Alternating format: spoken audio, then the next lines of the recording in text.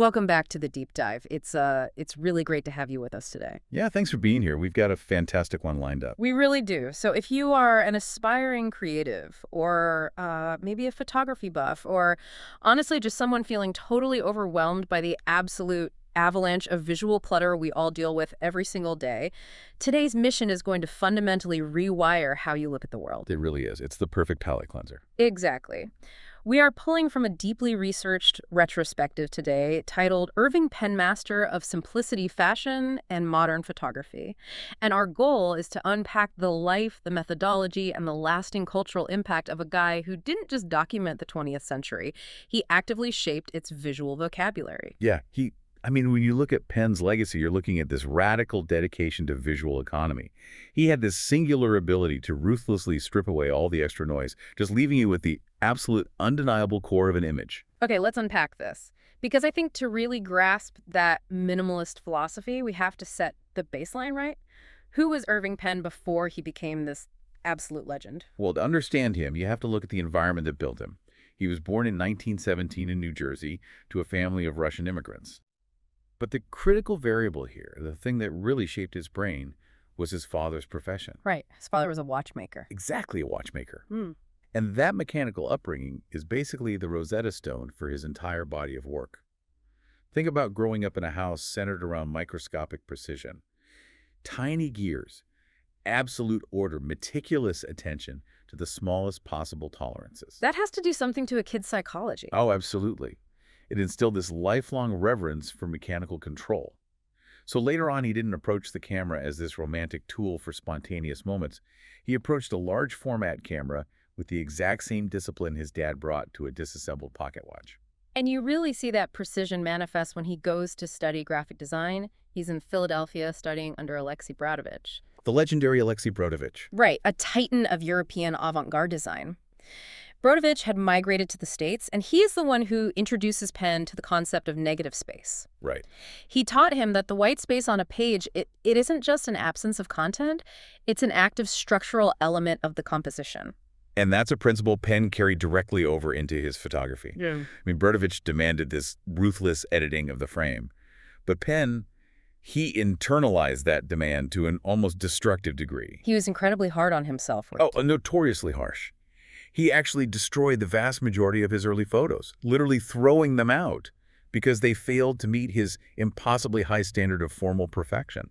He even abandoned the camera entirely for a while in the late 1930s. Yeah, he moves down to Mexico. Right, he moves to Mexico to pursue painting. And he spends a full year down there working at an easel, only to sit back, evaluate his canvases, realize he lacked the fundamental genius for the medium, and he literally washes the paint off the canvases before heading back to New York. What's fascinating here is that this perceived failure in painting it actually cleared the psychological deck for his true calling. Yeah.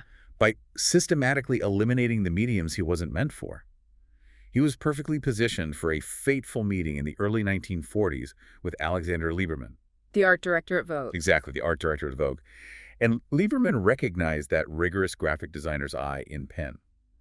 So initially, he hired him just to conceptualize covers for other photographers to shoot. But that dynamic didn't last long at all. Lieberman quickly realizes that Penn's sketches are actually stronger than the photographs the other guys are turning in. So he simply hands Penn a camera. And that decision catalyzed a seismic shift in editorial photography. Totally. To get why it was such a big deal, we have to contextualize what a fashion spread looked like back in the 1940s. It was chaos. Visual chaos. The industry standard was heavily narrative, right? Photographers relied on these lavish theatrical sets, heavy velvet curtains, grand chandeliers, elaborate props everywhere. The goal was really to sell a fantasy lifestyle. Right, a narrative of upper-class leisure. The garment itself was often completely secondary to the stage dressing, and Penn rejected that entire philosophy. He literally swept the studio clean. Swept it clean conceptually and literally. He introduced completely empty spaces. He relied on flat, neutral gray paper backgrounds and highly controlled, almost rigid poses. It was this massive revolution achieved entirely through reduction. Let's talk about the absolute pinnacle of this approach, because we have to paint a picture of his 1950 photograph woman in Balenciaga cape. Oh, that image is staggering. It really is. So for you listening, imagine a model entirely engulfed in this dramatic, sweeping Cristobal Balenciaga cape, and there is zero environmental context around her. There's an infinite gray void. Exactly, an infinite gray void. And Penn uses these Northlight studio techniques to control the shadows so deliberately that the black fabric, it doesn't even look like woven cloth anymore. No, it looks like architecture. Yes, like a massive architectural structure. Yeah. The heavy sweeping lines and the geometric volume, they turn the garment into a modernist sculpture carved out of obsidian. And the manipulation of light there is just extraordinary. By plunging the model's face into deep shadow, he completely subverts the traditional function of a fashion photo. Right, you barely even register her human features. Exactly. The imposing, magnificent form of the haute couture becomes the sole subject. And this approach fundamentally changed how the public consumed fashion media. It shifted all the focus away from the socialite lifestyle directly onto the architectural rigor of the clothes. But the human element wasn't entirely erased, right? It was just transformed. And this becomes incredibly apparent when Lisa Fonsegrace Penn enters the timeline. Oh, she is crucial to his story. Not just his wife, but a trained dancer. And her background brought this completely new kinetic energy into that very sterile studio environment. Her influence is so palpable. If you look at the 1951 Paris photograph of her, she's wearing this flowing dress, but Penn doesn't pose her statically. He captures her in the midst of a fluid movement, almost mid-dance. The composition is pushed slightly off-center, too. Right, which creates this beautiful, rhythmic visual tension that leads your eye right across the negative space. With Lisa Penn, elevated models from being these passive mannequins into active psychological collaborators, they started using their physical vocabulary to activate the empty space. Which perfectly brings us to the psychological applications of that empty space. Here's where it gets really interesting. Penn applied this exact same philosophy to his portraiture, but he added a brilliant architectural constraint. The corner. The famous corner. In his studio, he constructed a physical corner out of two flat theatrical panels. He just pushed them together to form a tight, acute angle. And then he would invite the most powerful, heavily guarded cultural figures of the 20th century into his studio and just wedge them into this restrictive, claustrophobic space. It is an absolute masterclass in psychological disruption. Think about it. When you place a highly mediated celebrity in a big open room, they rely on their rehearsed public persona. All right, they command the space. Exactly. They project dominance. But by physically restricting them, by literally backing them into a corner, Penn completely removed their spatial dominance. Their posture naturally contorts, their defense mechanisms adapt, and you get this profound, unvarnished vulnerability that surfaces. The 1948 portrait of Truman Capote is the textbook example of this technique. So picture a very young Truman Capote wedged deep into the vertex of this stark corner. He looks so fragile in that shot. So fragile. Yeah. He is wearing this oversized coat, and his body language is completely collapsed. His shoulders are hunched up, his hands are buried defensively deep in his pockets, and his gaze is cast downwards, entirely avoiding the lens. And the use of negative space above him is crushing. Yeah. The vast, empty gray expanse of the studio backdrop towers over him, amplifying his physical smallness and that melancholic fragility. Yeah. Penn achieves this profound character study without using a single prop. He strips away all the biographical markers of the famous author and just leaves the psychological state. And then he flips that dynamic completely in the 1948 portrait of the composer Igor Stravinsky. Oh, yes. A lesser photographer would have placed Stravinsky at a keyboard, right, performing his genius. But Penn places him in the corner and incorporates the massive, heavy lid of a grand piano. Just the lid. Just the lid. He frames it so the lid forms this giant, imposing black triangle that dominates more than half of the composition. It is an incredibly heavy geometric void. And Stravinsky is physically diminished in the frame, tucked right into the acute angle of the composition, just resting his head on his hand.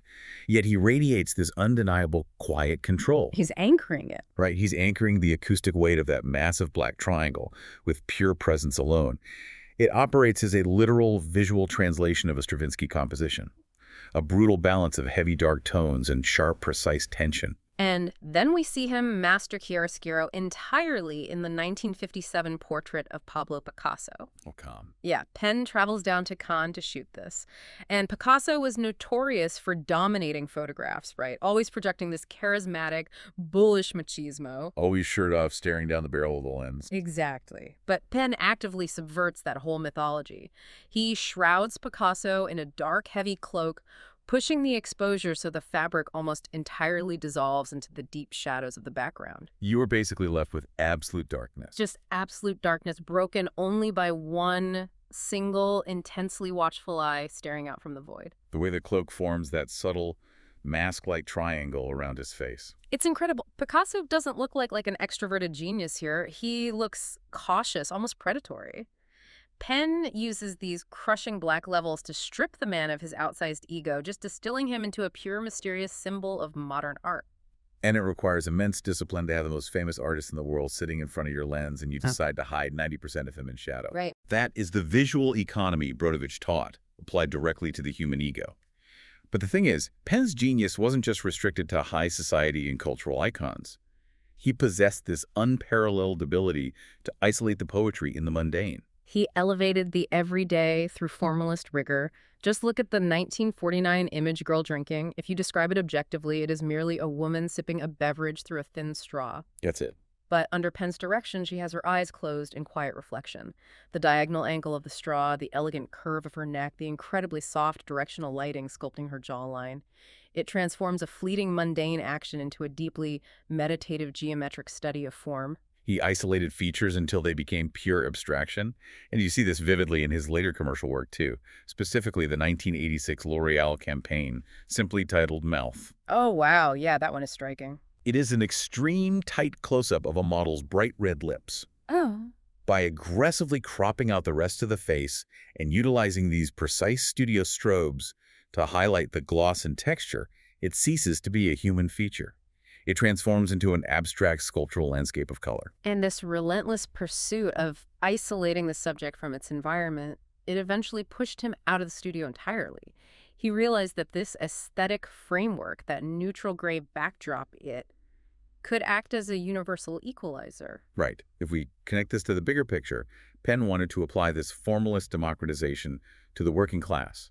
And this resulted in the massive Small Trades series. He literally took the studio to the streets. He did. He set up his neutral backdrop in the streets of Paris, London, and New York, inviting the working class backbone of these cities. The bakers, the butchers, the chimney sweeps into his makeshift studio. He photographs them in their soiled work clothes holding the tools of their trade. But by removing the visual noise of the bakery or the street corner, he completely neutralizes the environmental markers of social class. You are forced to confront the individuals directly. You study their posture, their pride, the beautiful textural wear and tear on their aprons without the distraction of their socioeconomic setting. It is a profound aestheticization of labor. And he expanded this concept exponentially with the project Worlds in a Small Room. He engineered a portable studio tent and traveled to incredibly remote locations in Peru, Morocco, and New Guinea. Taking the gray paper everywhere. Everywhere. He photographed indigenous tribes and local communities inside this sterile gray environment using natural light. And by applying the exact same meticulous framing and respectful lighting to a tribesman in New Guinea that he applied to Truman Capote in New York, he made this powerful visual argument for a shared universal human dignity. The backdrop serves as the great leveler. But for all his exploration of elegance and human dignity, the project that truly shocked the art establishment arrived in the 1970s. Penn alienated a lot of his traditional fashion admirers by turning his lens toward the literal gutter. The cigarette butt series. It is a radical pivot. The man responsible for defining mid-century haute couture goes out onto the filthy sidewalks of New York City. He physically gathers discarded, dirt-stained, crushed cigarette butts, places them in his pocket, and brings them back to his immaculate studio. And he shoots them with a large format camera. Let's really examine cigarette number 37 from 1972. You are looking at a piece of crushed, burnt street trash. The paper is stained and yellowed. Disgusting, honestly. Exactly. But Penn approaches it with the exact same lighting setup and reference he afforded a Balenciaga gown. And the technical execution here is vital to understand. He didn't just photograph them, he utilized the incredibly labor-intensive platinum-palladium printing process. Which is very different from standard printing. Night and day. It involves hand-coating the paper with noble metals, allowing for an incredibly rich, expansive tonal range that standard silver gelatin prints simply cannot achieve. He then blew these microscopic pieces of trash up to massive monumental proportions. Yeah, when you stand in a gallery and look at a 5-foot-tall platinum print of a crushed cigarette, the perception shifts entirely.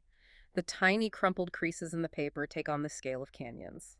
The loose burnt tobacco fibers spilling out of the ends, they look like organic, chaotic tendrils. Yeah. The dusting of gray ash gains this incredible powdery texture. It stops being street garbage and becomes a majestic, abstract architectural sculpture. It forces the viewer to confront their own ingrained visual biases. The cigarette butt series proves that aesthetic value is not inherently tied to the subject's pedigree. It proves that with rigorous attention, flawless lighting, and formal isolation, even the most discarded abject detritus of modern society yields profound visual discoveries. He essentially dared the fine art world to dismiss his technique when applied to literal trash, and they couldn't. It is a massive part of his lasting legacy. Penn's rigorous minimalist discipline permanently altered the trajectory of modern photography. It really did. You can draw a direct line from his visual economy to the later works of titans like Richard Avedon, Helmut Newton, and Peter Lindbergh. And his insistence on the print as a physical, meticulously crafted object is exactly why his work transitions so seamlessly from the pages of a disposable fashion magazine to the permanent collections of the Met and the MoMA. He elevated commercial photography into the realm of transcendent visual art. So what does this all mean for you as you navigate the modern visual landscape? We live in an era characterized by an unrelenting bombardment of imagery. Every advertisement, every feed, every interface is trying to cram more data, more color, and more narrative into the frame just to hijack your attention. It's exhausting. It is. Irving Penn's camera acts as a vital structural filter. He proves definitively that you do not need more. True impact is found in reduction. Sometimes all you need is light form and genuine human presence. That is precisely the takeaway. And this raises an important question, something I'd love for you to consider long after this deep dive ends. Consider the incredible paradox of permanence in Irving Penn's methodology. Ooh, I like where this is going. Think about it. He spent the latter half of his career mastering that incredibly complex, chemically stable platinum-palladium printing process. A medium literally designed to withstand centuries without fading. Right, built for eternity. Exactly. Yet he used this eternal medium to immortalize the most aggressively ephemeral things imaginable. A passing silhouette in a fashion season, a melting block of frozen fruit, a crushed cigarette butt swept from the gutter.